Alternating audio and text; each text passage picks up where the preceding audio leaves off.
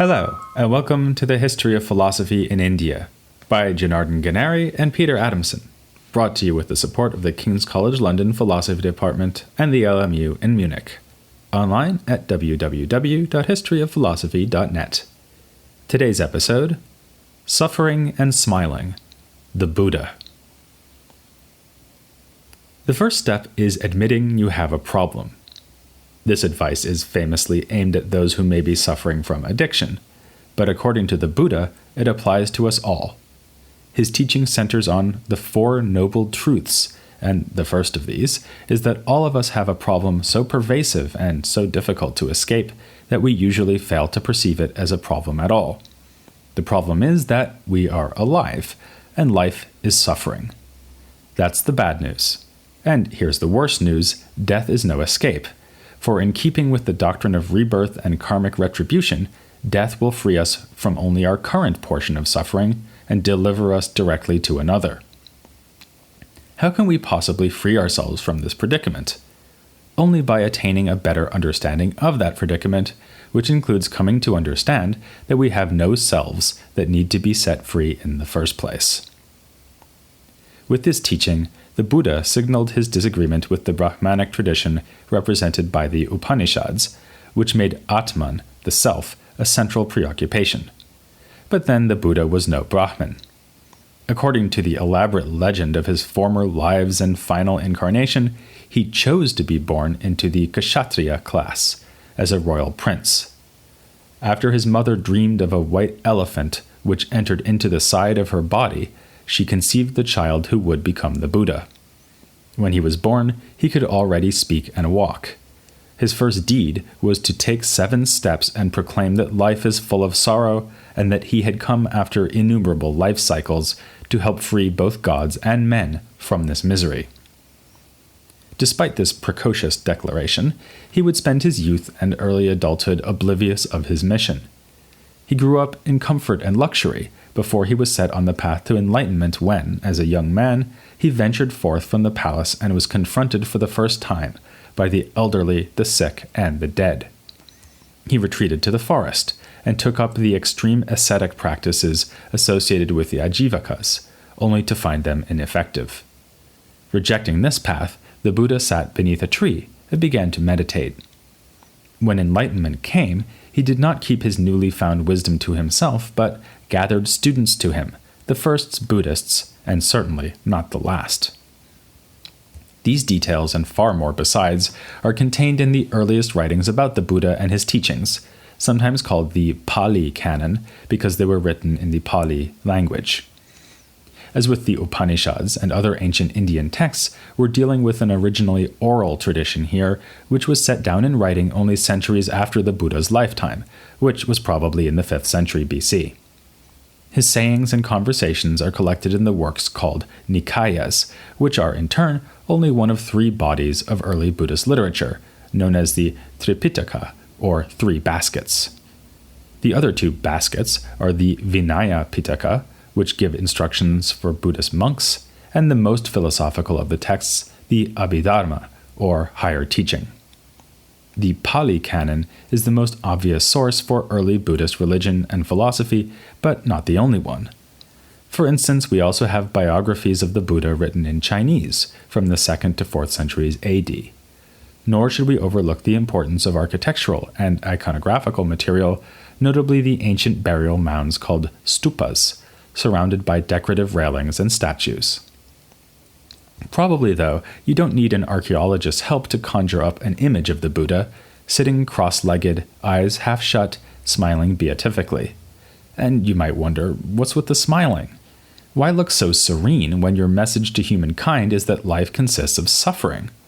Well, it turns out there's some good news after all. There are 3 more noble truths, which concern the cause of suffering, what it would mean to escape suffering, and the path towards that escape. But before we look at the solution to our problem, let's think more about the problem itself. Is the Buddha's rather bleak assessment of our situation plausible? Sure, life does involve disease and, if you're lucky, old age, with death providing the inevitable conclusion. But in the meantime, there's plenty of opportunity to enjoy life. The silent films of Buster Keaton, the occasional almond croissant, and of course, philosophy podcasts. True, the Buddha had no access to any of these, but presumably there were equally worthwhile things available to enjoy in antique India. Well, almost equally worthwhile. Perhaps it would help to make a more serious attempt to set the Buddha's first truth in its historical setting. Life in pre-modern societies, and of course in less affluent places today, is a precarious and often unpleasant affair. The story of how the Buddha leaves the palace and is shocked by the conditions beyond its walls is telling here.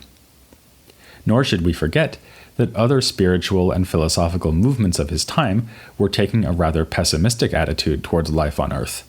The Jainas and Ajivakas sought to escape the cycle of rebirth entirely rather than seeking the best rebirth possible. These points could help to explain the Buddha's dramatic conclusion about the pervasiveness of suffering. Then, too, some propose a different understanding of this central term, suffering, or dukkha. Might the correct translation be something less dramatic and more obviously inevitable, like dissatisfaction? Unfortunately, this wouldn't really make the teaching more plausible. The problem to which the Buddha is pointing must be not only inevitable, but severe enough to give us reason to restructure our entire lives in order to follow the Buddhist path. Into each life some rain must fall, but that doesn't mean we should think of nothing but finding an umbrella. Some light may be shed by turning to the second noble truth, which reveals the cause of suffering. In a word, it is desire, lusting for pleasure, coveting possessions, and wanting to avoid death. Both our longing for certain things and our aversion to other things fall under the heading of what the Buddhist texts call tanha, a general term for attached desire or craving. The counterproductive goals mentioned by the Buddha included the very goods that Brahmanic ritual was intended to achieve, such as a large family. For the Buddhist, the pursuit of these things guarantees dukkha. When you do not yet have them, you suffer from your unfulfilled craving, and the stronger your desire grows, the more you will suffer. When you do have them, that brings suffering too, as you fear their loss. In the longer term, a life guided by desire keeps us stuck in the never-ending cycle of reincarnation, with rebirth offering nothing but another opportunity to suffer. This is why the Buddha gave up his life as a royal prince, and more importantly, the values that it entailed. However cosseted he might be, he would still have to fear those universal perils of illness, age, and death. Following his example, many Buddhists have abandoned the so-called life of the householder, meaning a man who devotes himself to family and material prosperity. They became renouncers, who withdrew from society to live a monastic lifestyle, though of course Buddhism is also followed by lay people who support the monks and try to live by the Buddha's teachings. But we should not be misled by the term renouncers. Remember that the Buddha tried a lifestyle of extreme asceticism and found that it did not bring him to enlightenment. Instead, he taught a middle way between the householding life and the self-abnegation of some anti-Brahmanic traditions. This is highlighted at the very beginning of what has come down to us as his first sermon, which encourages the students to avoid the two extremes. On the one side, a life devoted to passion, on the other, deliberate self-torment and pain. Both are, according to the Buddha, ignoble and useless. Though the Buddha was rejecting the ideas and values of the Brahmins and their patrons, he did have at least one thing in common with them. He believed that salvation would come through knowledge. The cause of suffering is desire, but desire itself has a further cause, which is ignorance. Another chapter of the same Nikaya that transmits the first sermon explains that ignorance gives rise to karma, and karma to consciousness, which leads to sensation and therefore to desire. Desire in turn leads to rebirth, and once you are born you are, of course, subject to the familiar dangers of death, age, grief, and so on. The only way to get off this train of tears is to avoid boarding at the first station, by replacing your ignorance with understanding. Of course, the kind of understanding offered by the Buddha has nothing to do with propitiating the gods. The Vedic sacrifices are no more effective than the asceticism of other dissident groups. Though the Buddhists accepted the reality of the gods, they too were seen as subject to the cycle of rebirth. So even the gods are in need of liberation. And there was another difference between the Buddha's teaching and the Brahmanic tradition. Instead of exposing the hidden truth and correspondences that underlie everyday reality, as the Upanishads claim to do, early Buddhism seeks to unmask that reality as merely conventional. It's here that we move into the territory of the third and fourth noble truths, as we come to see how our life would need to be if we were to escape suffering and how to get to that goal. The Buddha's recommendation is as simple as it is radical. You can avoid being attached to the things that falsely seem to benefit you now and in the future if you give up on the idea that you have a self that can be benefited. It is through embracing and acting in accordance with this theory of no self that we reach nirvana, which is liberation from all suffering. Here, there may seem to be a contradiction within the Buddha's teaching. We've been encouraged to give up on all desire, but what about desire for liberation? Couldn't that too constitute a kind of longing or unsatisfied craving? In that case, the Buddha's teaching would just replace one sort of desire for another, as if he told us we could stay dry by coming in out of the rain to take a shower. But the project need not be a self-defeating one. After all, the whole teaching is predicated on the desire to avoid suffering.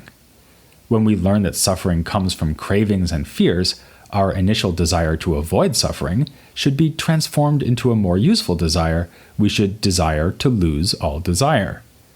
This new desire is not just useful, but vital if we are to reach our goal. But it may fall away once all other desires have been eliminated. When enlightenment and liberation come, the desire for liberation will no longer serve any purpose. As one Buddhism scholar has put it, craving is a stepping stone to getting rid of craving altogether.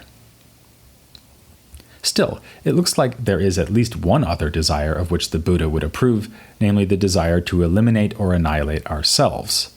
For, like contemporary Jainas and Ajivikas, he is trying to help us escape from the karmic cycle. But this would be a mistake. To quote again from the first sermon, the Buddha lists among the desires that lead to suffering the longing to continue existing, but also the longing to cease existing. The Buddhist way is instead to come to the realization that there is no self to annihilate. We've already said that this is diametrically opposed to Brahmanism, but it's worth restating the point. The Buddhists are rejecting the idea that there is some unseen, unchanging center of identity that underlies all cognition, all awareness. That leaves a lot of room for them to accept less metaphysically ambitious notions of the self. You don't need to accept the reality of a permanent self to believe that there is some sense in which you are the same person who started listening to this podcast a few minutes ago, or that while listening to the podcasts, you can be aware of yourself listening. On the other hand, it seems clear that the Buddhists did want to critique and revise our everyday assumptions about the reality of persons and other things.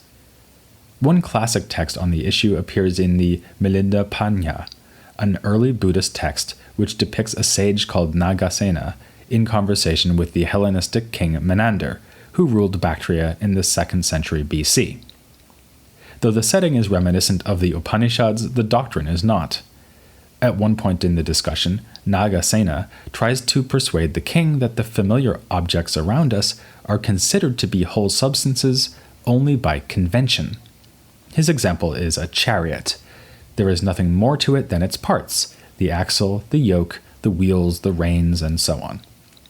Yet, this does not mean that there is no sense in which we can truly say, here is a chariot.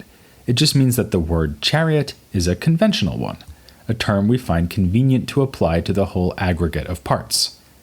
Another nice example given in the Buddhist literature is a fist, which is evidently nothing more than the hand and fingers temporarily clenched together. And so it is with people, too. People are also aggregates which can lose and gain parts over time. One can imagine a Brahmanic sage responding that every aggregate is made up of constituents. These constituents may be made up of still further constituents. A paragraph is made up of sentences, which are in turn made up of words. But in the end, we must come to fundamental parts, like the letters of the words. So, if we are looking for fundamental realities that make up each person, why not identify the self as such a reality? Because the Buddhist has a rival answer to the same question. The Buddhists applied the name dharma to the simple components of any aggregate. In the case we are most interested in, there are 5 types of dharma that go to make up the person. To emphasize their merely aggregative nature, these are called skandhas, which means heaps. The skandhas include all aspects of our being: physical form, bodily feelings, emotions, perceptions and thinking, and consciousness itself. The list may sound vaguely familiar, since in the Upanishads, these phenomena are the ones that conceal the more fundamental self hidden within. But for the Buddhists, there is nothing to a person over and above the conglomeration of momentary skandhas. You are nothing other than your bodily states, your feelings and perceptions, all of which are present only momentarily, existing for a fleeting moment only to be replaced by other skandhas of the same time. Not that it would be right to identify yourself with any of these skandhas, individually or in aggregate. That would again represent attachment to the self. There are just the skandhas, and that is it. So, here we have arrived at what may be the most notorious philosophical doctrine of Buddhism. We are nothing more than flowing streams, with no firm identity from time to time. This idea is going to be defended, and the Brahmanic theory of the unchanging self attacked, with great virtuosity by later Buddhists like Nagarjuna. But we already see it emerging in the Pali Canon, often in the context of discussing reincarnation. Given that the Buddhists rejected the conception of an enduring self, you might expect that they would simply have given up on the whole idea of a cycle of rebirth, but there was no chance of that. It was a core teaching of the Buddha that desire leads to suffering in part because it triggers rebirth. And a fundamental part of the Buddha's spiritual journey was that he could remember his many past lives. In previous incarnations, he had already managed to become a bodhisattva, or enlightened one. But in an act of extraordinary generosity, the act which makes the Buddha not just a sage, but the savior of humans and gods, he determined to return again and again, until he was able to help others receive enlightenment, and not only himself. The rest of us are also reborn, though to less purpose. According to one of the Nikayas, the Buddha compared the person going through the cycle of reincarnation to a dog tied to a stake, fruitlessly running around in circles. Even the idea that caste membership is based on one's deeds in former lives can be found in early Buddhist literature. The Brahmanic tradition did not have a monopoly on this idea. Unlike the Brahmanic authors, though, the Buddhists, with their no-self doctrine, had an obvious difficulty in explaining the possibility of reincarnation. Their solution seems paradoxical, or even no answer at all. Reflecting on the widespread belief that we will be requited for our actions in the next life, they denied that he who experiences the fruit of the deed is the same as the one who performed the deed. But they also denied that the two are different. Is this more than the willing embrace of a contradiction? Yes, as we can see by thinking more carefully about the nature of an aggregate which is changing over time. Take a giraffe. Every day it loses and takes in matter thanks to its digestive cycle. So if we were very strict about it, we might say that it is not exactly the same from day to day. Today it consists of different parts than the ones that made it up yesterday. On the other hand, it seems equally obvious that today's giraffe is not completely different from yesterday's. It retains some parts that it had before, which is why we can truthfully say that this giraffe gambling through the field now is the same as the one that was sleeping in her stable last night. And remember, the Buddhists are out to reject the Brahmanic idea that the self is completely the same across time, an unchanging foundation of identity which endures through changes in our perceptions and even from one life cycle to the next. If a person is nothing but an aggregate of changing skandhas, then it obviously falls well short of this kind of sameness across time. Yet it might be the same in some weaker sense, for example because the stream of skandhas is causally interconnected in some way. Buddhist philosophy was itself a changing agglomeration, with different thinkers holding rival views at one time and across the centuries. So it was when it came to this question we've just raised, what, if any, weaker sense of persistence might take a person from one incarnation to another? A minimal view is suggested by Nagasena's discussion of the chariot. Talking about one person as being the same across time would be merely a useful convention. At the other end of the spectrum, some Buddhists will later endorse the idea of an underlying subject which overlies or emerges from the skandhas and which can undergo rebirth. They called this subject the Pugala, and their school was accordingly called the Pugalavada. Other Buddhists, unsurprisingly, felt that this was tantamount to conceding the Brahmanic view of self. There are similar tensions in early Buddhist literature about how exactly our actions determine our fate in the next life. Sometimes the Buddha is quoted as mocking the Jaina idea that actions cause karma to adhere to us from one life to another. At other times we find him insisting, like the Ajivakas, that the right course is to avoid action entirely, precisely because it brings karma. Perhaps the inevitability of such tensions explains why once, when the Buddha was asked whether there is really a self, he simply refused to answer. This strategy was a favorite of the Buddha's.